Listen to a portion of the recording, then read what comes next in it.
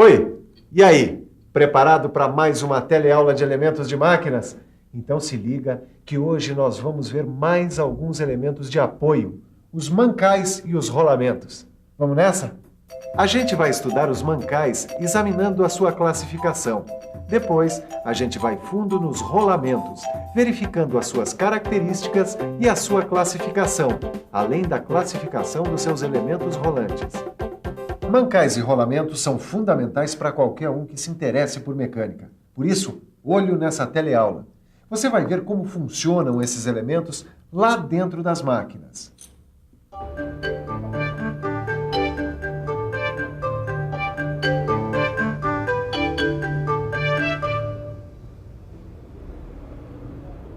E aí, mestre Silva, tá com problema nesse rolamento? Titã, não, eu tô armando um rolo aqui. É que o pessoal do almoxarifado recebeu esse rolamento novo e pediu que eu desse uma olhada. Então eu tô literalmente metendo as caras. Nossa, e esse aqui? Poxa, esse mancal aqui é bem moderno, hein, mestre? É moderno, sim. Mas não importa quanto o pessoal melhore, a função continua a mesma. Titão, o mancal há milênios vem exercendo a sua função de maneira parecida no universo da mecânica. Você sabe, tanto o rolamento quanto o mancal exercem a mesma função, ou seja, são elementos de apoio. Mas espera aí, você falou milênios? É, há pelo menos 3.000 anos que o mancal vem fazendo sucesso na parada. Ô, louco, hein? Essa eu queria ver. 3.000 anos atrás e já existia o mancal. É, já existia sim. Bom, para ver isso não precisa estudar história, não. É só você dar uma olhada num desses carros de boi que existem até hoje, funcionando com os mancais de 3.000 anos atrás. Nós estamos aqui nesta fazenda no interior de São Paulo para conferir como o carro de boi ainda cruza os caminhos do sertão apoiado no velho e bom mancal. Você vai ver também como o princípio deste elemento de apoio é muito simples e por isso mesmo permanece até hoje. Uma construção simples, feita de madeira e com apenas 3 elementos: carroceria, eixo e rodas. Este é o carro de boi, tanto de ontem como de hoje, porque ele não mudou ao longo da história. O seu eixo ainda é fixado na carroceria por 2 pedaços de madeira, que lhe servem de guia. Nas pontas dos eixos ficam as rodas, que apoiam o próprio eixo. Esses 2 pedaços de madeira que fixam o eixo e as rodas são os mancais do carro de boi. Para você que estuda mecânica na cidade, nós vamos dar uma definição de mancal diretamente do campo. Mancal é simplesmente um suporte ou uma guia em que se apoia um eixo. Agora acontece que o contato entre o eixo e o mancal sempre foi problema, Titão. No contato entre a superfície do mancal e a superfície do eixo, ocorre o que a gente chama de atrito. Olha, muito bem.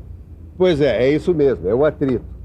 O problema, Titão, continua o mesmo. Só que hoje em dia a gente tem elementos que atenuam esse atrito. Elementos tais como Não seria a bucha, mestre Silva? Tô gostando de ver, hein? Pois é, voltando ao que eu estava dizendo. Dependendo do tipo de aplicação, existe um tipo específico de mancal. Como assim, mestre? Não entendi. É porque existem 2 tipos básicos de mancais, o de deslizamento e o de rolamento. Vamos dar uma conferida no mancal de deslizamento para você entender direitinho como é a questão. Para entender como funciona um mancal de deslizamento é que nós estamos aqui nesta oficina do Senai. Professor João, por favor, o que é e para que serve um mancal de deslizamento? Bem, um mancal de deslizamento é um mancal com uma bucha fixada no suporte. Ele é usado em máquinas pesadas ou em equipamentos de baixa rotação. Por que equipamentos de baixa rotação? Porque a baixa velocidade evita o superaquecimento dos componentes expostos ao atrito. E se eu precisar de um mancal com maior velocidade? Bem, nesse caso, para uma maior velocidade e atrito menor, o mais indicado é usar um mancal de rolamento. Vamos ver agora o que é um mancal de rolamento.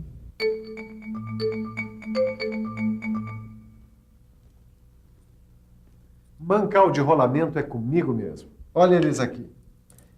O rolamento de esfera, o rolamento de rolo e o rolamento de agulha. Aqui dá para ver a agulha melhor. Mas antes de continuar, guarde bem o seguinte. Geralmente, os eixos das máquinas giram apoiados em alguma superfície do furo. E isso gera atrito entre a superfície do eixo e a superfície do furo. Por isso, a gente precisa de buchas, para a coisa deslizar bem aqui dentro e reduzir esse atrito direto nas peças. Assim como a gente precisa de lubrificantes para melhorar a rotação do eixo. As buchas, em geral, são cilindros ocos que envolvem os eixos. Elas ajudam os eixos a ganhar uma melhor rotação. Por isso, são feitas de material macio, como bronze ou outras ligas de metais leves. Agora, se a necessidade de reduzir o atrito for ainda maior, a gente introduz um outro elemento no lugar da bucha, o rolamento. O rolamento limita ao máximo a perda de energia causada pelo atrito. Professor, para reduzir ao máximo o atrito, como o rolamento é composto? Pois bem, ele possui 2 anéis concêntricos, quer dizer, que têm o mesmo centro. E entre esses anéis é que vão os elementos rolantes, que podem ser esferas, roletes ou agulhas. Vamos conferir agora cada um desses 3 elementos rolantes por dentro. Esse é um rolamento de esfera. Você vê aí o anel externo, o anel interno, o canal do anel interno, também chamado de górne. Vê a górne do anel externo, o porta-esferas e as esferas. O mancal é fixado justamente neste anel externo, enquanto o anel interno é fixado diretamente no eixo. Mestre Silva, vamos supor que eu tenha um eixo e quero fixar um rolamento nele. Como é que eu faço? Titão, as dimensões e as características dos rolamentos são indicadas pelas normas técnicas. Mas como é que eu vou saber quais os tipos de rolamentos que existem no mercado? Bom, aí nesse caso, meu caro Tito, você vai ter que consultar o catálogo dos fabricantes. Olha, quer ver uma coisa? Por exemplo, nesse catálogo aqui de rolamentos, você vai encontrar todas as informações sobre os rolamentos. Que características são essas aqui? As características dos rolamentos são as seguintes. Preste bastante atenção. São 4 características, 4 especificações que definem todos os rolamentos. O diâmetro externo, que você vê aí, representado pela letra D maiúscula. O diâmetro interno, que é o D minúsculo. O raio de arredondamento, o R maiúsculo. E a largura, que a gente indica com a letra L maiúscula. A normalização dos rolamentos é feita a partir do diâmetro interior, certo? Certo. Porque aí você já fica sabendo se o rolamento vai servir no eixo ou não. Certo, mas quais são as medidas de diâmetro que a gente encontra? Para cada diâmetro, Titão, existem 3 séries de rolamentos. Isso, aí você complicou. Complicou coisa nenhuma, Titão. Presta atenção. Não importa o tamanho do diâmetro interno, você encontra rolamentos da série leve, média ou pesada. Leve, média ou pesada? É claro que para cargas pequenas, você vai usar os rolamentos da série leve. Agora, para cargas maiores, nós vamos usar rolamentos da série média ou pesada, dependendo, é claro, do peso da carga. Tudo bem. Mas e as outras medidas? Tipo assim, o diâmetro externo, a largura, elas aumentam se eu usar um rolamento em carga pesada? É isso aí, Titão. É isso aí, gostei de ver. É claro que elas aumentam, Titão. Assim como o diâmetro interno, o diâmetro externo e a largura aumentam progressivamente conforme o peso da carga. Quer dizer que os rolamentos são classificados de acordo com o peso que suportam? E de acordo com a força que suportam também. Mas como é que é essa classificação de acordo com a força que suportam? Essa classificação é parecida com aquela que a gente já viu em outros elementos de apoio. Radiais, axiais ou mistas? Garoto, você merece, você vale um caminhão de rolamento. Muito bem, vamos ver essa classificação já. Primeiro, os rolamentos radiais. Eles não são indicados para suportar cargas axiais, só cargas radiais mesmo. Esses rolamentos impedem o deslocamento no sentido transversal ao eixo. Segundo, os rolamentos axiais. Eles não são indicados para suportar cargas radiais, só axiais mesmo. Esses rolamentos impedem o deslocamento no sentido axial, quer dizer, longitudinal ao eixo. Terceiro, os rolamentos mistos. Eles suportam tanto a carga axial quanto a radial e impedem o deslocamento nos dois sentidos, transversal ou longitudinal. Agora, Silva, para que serve um e para que serve outro tipo de rolamento? Ah, Titão, tem uma infinidade de rolamentos aí no mercado. É rolamento para... Você quer ver uma coisa? É rolamento para máquina agrícola, é rolamento para motor elétrico, para ferramenta, para compressor, construção naval. Rapaz, aí varia muito. Varia muito mesmo, viu? Poxa, Silva, eu adorei esse nosso novo assunto, rolamentos. Eu vou para casa e vou dar uma boa estudada no livro de estudos. É bom mesmo porque tem muita coisa ainda para aprender. Principalmente os elementos rolantes que vão dentro dos rolamentos e que a gente ainda não aprendeu. O professor vai nos mostrar agora os tipos de elementos rolantes que vão dentro de cada rolamento. Por favor. Esse aqui é o rolamento com elementos rolantes de esfera. Essas esferas permitem que ele trabalhe em rotações mais elevadas. Esse aqui é o de rolo.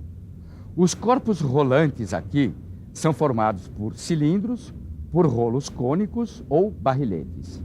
Esses rolamentos suportam cargas maiores, mas a velocidades menores. Esse aqui é o de agulhas. Os corpos rolantes aqui são de diâmetro pequeno e comprimento grande. São usados em mecanismos oscilantes, onde a carga não é constante e o espaço radial é limitado. Pois muito bem. Você viu agora o que pode e o que não pode fazer com os vários tipos de rolamentos. Agora, alguém já te falou nas vantagens e desvantagens de usar um ou outro tipo? Hã? Então eu vou contar para você algumas delas. As principais vantagens do uso de rolamentos são o menor atrito e o menor aquecimento que eles causam, a baixa exigência de lubrificação, a intercambiabilidade internacional, ou seja, a facilidade de reposição em qualquer país. O rolamento também não desgasta o eixo e provoca um pequeno aumento da folga durante sua vida útil. Agora, as desvantagens. Os rolamentos têm maior sensibilidade aos choques, têm maiores custos de fabricação. Sua tolerância é pequena para a carcaça e o alojamento do eixo. Eles não suportam cargas tão elevadas como os mancais de deslizamento e ocupam maior espaço radial. Agora sim, você já está em condições de se virar sozinho quando o assunto for mancais e rolamentos, desde que você pegue seu livro, estude a lição e faça os exercícios. Aí sim, tudo vai rolar direitinho para o seu lado. Agora, fique com a revisão de tudo que você aprendeu hoje. E atenção, se liga aí que é a hora da revisão. Na nossa teleaula de hoje, a gente estudou mais alguns elementos de apoio, os mancais e rolamentos. Você viu as principais características e a classificação desses elementos e estudou mais de perto como funcionam os seus elementos rolantes. Meu amigo, pode ir se preparando que na próxima teleaula a gente vai estudar com muito mais profundidade ainda os rolamentos. Agora é correr para o seu livro e rachar, se preparar bem para a nossa próxima teleaula. Até lá!